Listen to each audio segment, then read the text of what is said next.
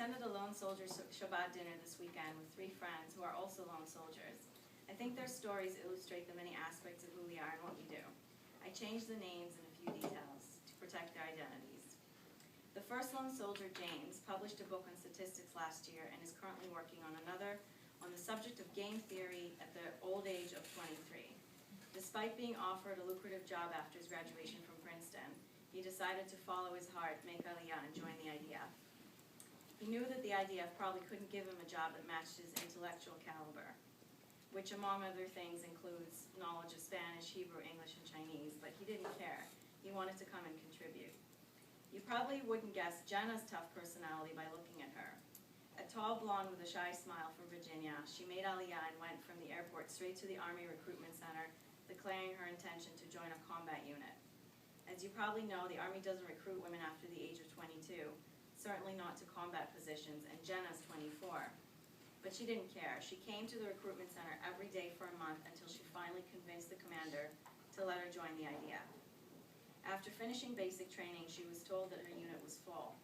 Another person would have surrendered to her fate, but not Jenna. 2 months and a lot of lobbying later, she's on her way to an elite infantry unit in the South, which means that she would have to repeat basic training again. Dima has a quiet disposition about him and gentle gray eyes, which he says are common in his home in the villages of North Siberia. The only thing that hints at his tough past is a menacing-looking shark tattoo on his right arm. The man is simply the hardest worker I ever know. At basic training where we met, he always volunteered for the toughest jobs and never complained. He made Aliyah alone 4 years ago, and on weekends he washes dishes for 10 hours a day for minimum wage in Tel Aviv, and sends any money he saves to his family in Russia. As I said, these guys are my heroes, but even heroes need help sometime. James is going to need help figuring out his place in the Israeli labor market after he's done, and Jenna is facing a tough family situation.